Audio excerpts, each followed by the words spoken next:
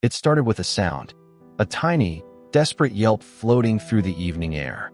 I looked out the window, and my heart stopped. There, in the middle of our yard, stood our German Shepherd puppy, barely 8 weeks old, all floppy ears and shaky legs. And just a few feet away was a fox. Its fur was burning orange against the fading light. Its eyes locked on the puppy, and it was moving closer. Slow, silent, purposeful. Everything in me screamed to run outside, to grab the pup, to chase that wild animal away. Because that's what foxes do, right? They hunt, they kill. And in that split second, I was sure I was about to watch nature at its cruelest, right in my own backyard. But then, the fox did something I will never forget. Something that made me question everything I thought I knew about wild animals, and maybe even about life itself. Stay with me, because what happened next will change the way you see the wild forever. Let me take you back a little. This wasn't some deep wilderness adventure. It happened in a quiet town, right on the edge of a forest where wild things sometimes wander too close. We just brought home a German Shepherd puppy a few days earlier, a little ball of energy we named Rex. He was clumsy, full of curiosity, and still learning where the world ended and where danger began. Our backyard had a simple wooden fence, good enough for a puppy, not so much for anything wild that wanted in. Foxes were common here. We'd see them from a distance sometimes, trotting along tree lines at dusk. They never came too close until that evening. That was the night everything changed. Rex was the smallest of his litter, the one who always had to fight hardest for a spot at feeding time. Maybe that's why we fell for him. Those big brown eyes and that tiny streak of determination. When we brought him home, he stumbled across the kitchen floor like a toddler on roller skates. His paws were too big for his little body. Every corner of the house became a new world to explore. But puppies like Rex don't just come with curiosity. They come with innocence, and that means vulnerability. He had no idea what danger meant. To him, everything that moved was a friend waiting to play. That's why we started letting him spend short moments in the backyard. It felt safe, fenced, familiar. We thought we were giving him freedom, when really, we were giving him a stage for something none of us expected. Where we live, foxes aren't rare. They slip through the trees like little shadows, quick, clever, and almost invisible. Most folks around here see them as trouble. You hear the stories over back fences and in hardware store lines. They'll clean out your chicken coop in one night. Don't leave your cat outside, or you'll never see it again. And to be fair, foxes are survivors. They're hunters when they need to be, scavengers when they have to be. Beautiful, yes, but wild. That's why, when we first spotted one near the edge of our property weeks before, we didn't think much of it. Except, something about this fox seemed different. It moved slowly, a slight limp in its back leg. Was it injured? Hungry? Desperate? We didn't know then. But that question, what desperation makes a wild animal do, was about to be answered in the most unexpected way. It was one of those evenings that feels heavier than it should. The air was still, but the wind carried the smell of last night's barbecue from the trash bin we'd left by the back gate. A careless mistake, one we didn't think twice about. Inside, the family was busy. Music playing, dinner on the stove. For a few quiet minutes, Rex was outside in the yard, chasing his own tail, proud of a stick he'd found, like it was treasure. I remember glancing out the kitchen window, just out of habit. That's when I saw it. A flash of orange fur slipping through the gap where the old fence met the hedge. Silent. Intentional. The fox was inside our yard. At first, I froze, thinking maybe it would sniff around the trash and leave. But then its head turned. Its eyes locked on Rex. And Rex, oh, he was clueless. His tail wagged like this was the best day of his life. He stumbled toward the fox with that wobbly puppy bounce, yipping like he'd just met his new best friend. That's when the fox crouched low, its body coiled, every instinct in me screaming. This is it. This is the moment nature turns cruel. I didn't know then. That moment would turn into something I still struggle to explain. Time slowed in a way I'd only ever heard people talk about in movies. My hand gripped the door handle, but I couldn't move, couldn't breathe. All I could see was Rex, tail wagging like a little metronome, And that fox, sinking lower, its muscles rippling like a drawn bow.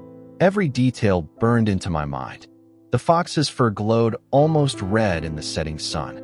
Its ears were flat, its eyes like burning amber locked on their target. It wasn't running. It was stalking, step by careful step.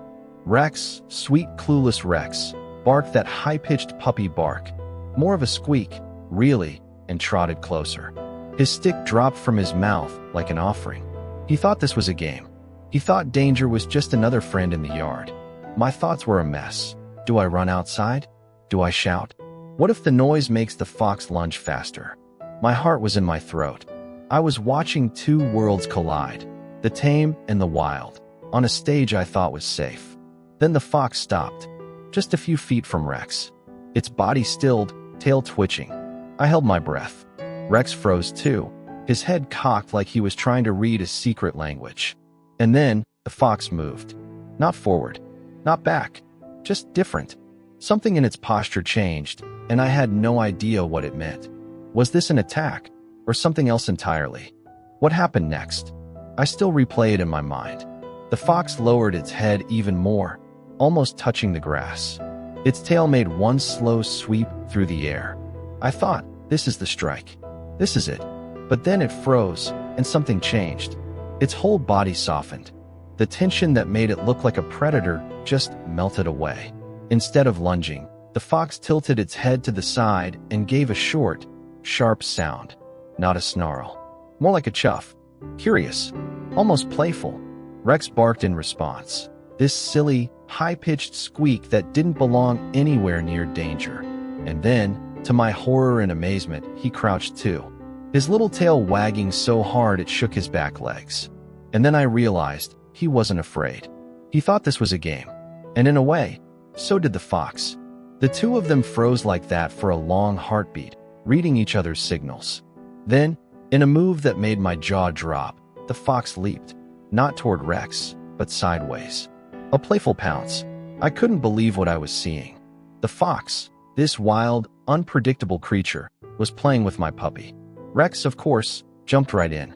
He yipped and ran in a clumsy circle, his paws slipping on the grass. The fox darted after him, quick as lightning, but never too close. It was like watching a dance. Predator instincts softened into something almost tender. I stayed frozen by the door, afraid that one wrong move from me would break whatever strange spell had settled over the yard. After a few minutes, the fox stopped, flicked its tail one last time, and trotted back toward the trees. No harm done. Just gone. I thought that was the end of it. A bizarre story I'd tell a few friends, and they'd nod like, sure, okay. But the next evening, it happened again. Same time, same fox. And Rex? He was waiting for it. What started as fear turned into a routine. For several days, this wild fox returned to our yard, and every time, the same ritual played out. A careful approach, a cautious bow, and then play. Pure, unfiltered joy between two creatures who shouldn't have understood each other, but somehow did. Each day, my fear faded a little more, replaced by something else. Curiosity, wonder, and maybe even a strange sense of privilege, like I'd been given front row seats to a secret most humans never see. But then, something happened that changed everything, and reminded me that the wild is still the wild. It was the fifth day when things went wrong. Like clockwork, the fox appeared at dusk. Rex spotted it first and bolted across the yard, tail wagging like a flag of pure happiness. I opened the door just enough to watch, heart steady now. I trusted this odd ritual. But that day, something was different. The fox didn't move with its usual grace. Its ribs looked sharper, its steps heavier. Hunger had carved its body thinner. And hunger changes everything. The play started the same. The crouch, the bow, the teasing pounce. But then Rex dropped his favorite toy, a squeaky ball, and the fox froze. Its nose twitched, but its eyes weren't on the toy. They were on Rex. For the first time, I saw the old wild glint return. A flicker of instinct, sharp and dangerous. The fox crept closer, lower. Rex, oblivious, yipped and wagged his tail. My pulse spiked. Every part of me screamed to run outside. but I hesitated. If I startled the fox now, would it attack out of panic? One more step, just one, and the gap between them was gone. That's when the sound of the back door slamming, our neighbor calling their dog, broke the spell. The fox bolted, a streak of orange vanishing into the trees. Rex just sat there, ball in his mouth, tilting his head like he didn't understand why playtime ended so fast. That was the moment I realized this was no fairy tale. This was a fragile thread stretched between survival and trust, and it could snap anytime. After that close call, I couldn't shake the feeling that this strange friendship was living on borrowed time. Every evening, I debated keeping Rex inside. But then, the fox came back. It looked even thinner now, its coat duller, its limp more pronounced. My heart sank. This wasn't just a wild animal anymore. It was a creature fighting to stay alive. And yet, when it saw Rex, its tail twitched just like before. That spark of play was still there, even if the body was failing. They met in the center of the yard, Rex bouncing with his usual clumsy joy, and for a few minutes, it was like nothing had changed. They chased, they bowed, they spun in circles as if the world had no hunger, no fences, no fear. Then came the moment that broke me. The fox stopped, just stopped. Its chest heaved, and instead of darting off like it always did, it walked slowly to the edge of the yard, turned back one last time, and looked at Rex. That look, it wasn't hunger. It wasn't fear. It was something softer, something I don't even have a word for. Then it slipped through the hedge and never came back. For days, Rex waited by that spot, ball in his mouth, tail wagging with hope.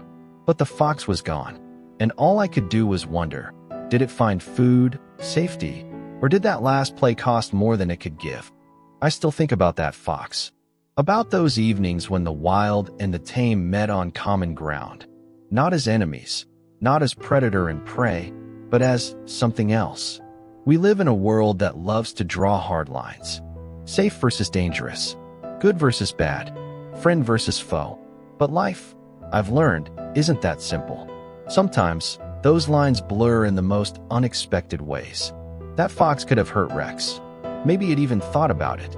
Nature is honest like that. Survival doesn't come with apologies. And yet, in those fleeting moments, it chose something different. It chose connection over instinct, play over hunger, trust over fear. And isn't that what we all want, deep down? To find moments that remind us the world isn't just about taking. Sometimes, it's about giving, even when it costs us something. I don't know what happened to that fox.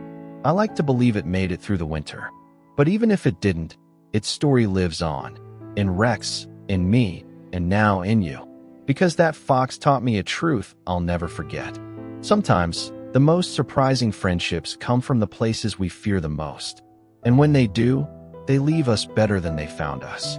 If this story moved you even a little, take a second to hit that like button. It really helps more people see this video. And I want to hear from you. Have you ever seen something in nature that completely surprised you? A moment that made you rethink everything you thought you knew? Tell me in the comments. I read every single one. If you love stories like this, raw, real, and filled with meaning, make sure you subscribe and turn on notifications, because I've got more coming your way soon. And remember, sometimes the wild isn't as far away as we think. Sometimes it's right outside our back door, teaching us lessons we'll never forget. Thanks for watching. Stay curious, stay kind, and I'll see you in the next one.